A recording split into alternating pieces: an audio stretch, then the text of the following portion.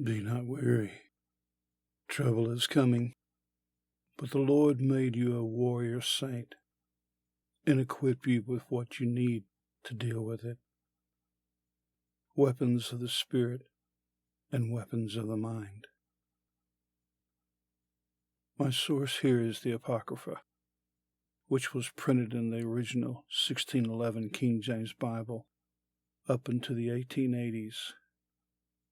Then it was taken out by nefarious secret societies who by that time had gotten control of the seminaries in America.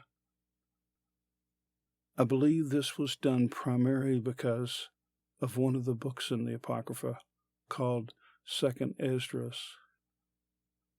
For what 2nd Esdras teaches about the 7-year period known to Christians as the Great Tribulation. 2nd Esdras 2:27. Be not weary, speaking of a time of great stress on the people of the nations. For when the day of trouble and heaviness cometh, in other words, the Christians know it's not if, but when there is coming a day of trouble and heaviness. But the Christian prepares for it. That day does not surprise the saint. Others may weep and be sorrowful. The ungodly are never prepared for this day. To them, it's always happy days or here again. We have been sold a bill of line goods. It goes something like this. Always think positive thoughts. Put away the negative thoughts. There's nothing wrong with thinking positively.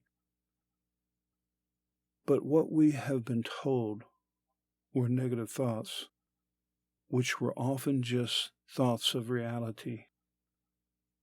You might be able to only deal with the positive for a time, but reality has a tendency to break into your house consistently at the wrong time. It is then you find you are living on the train tracks. But thou shalt be merry and have abundance, because you looked ahead and stepped off the train tracks when you saw what was coming and prepared. Chapter 2, verse 28. The heathen shall envy thee. You're ready, they're not. The warrior saint knew the biblical verse in Ecclesiastes, chapter 3, verse 8. A time to love and a time to hate. A time for war and a time for peace. These are foundational biblical principles. The Christians knew society was not going to erase them from existence. The heathen was foolish to believe they could be erased. We are to control these emotions, but they will not be erased. The Christian understands that Jesus did not come to bring peace to the earth, but as he himself said in Matthew chapter 10, verse 34, do not assume that I have come to bring peace to the earth.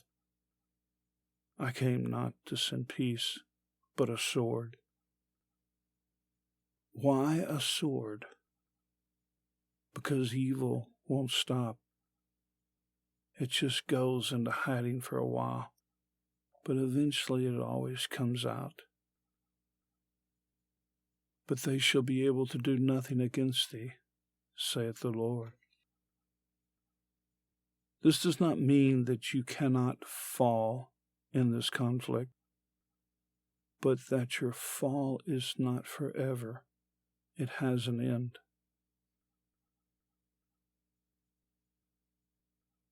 Chapter 7, verse 26. Behold, the time shall come, that these tokens which I have told thee shall come to pass. This is another way of saying that biblical prophecy will be fulfilled. And the bride shall appear, and she, coming forth, shall be seen, that now is withdrawn from the earth. The Creator of the universe is able to preserve his Son's bride, even in the darkest days. Verse 27, and whosoever is delivered from the foresaid evils. In other words, you were told in ancient times of what you were going into, shall see my wonders.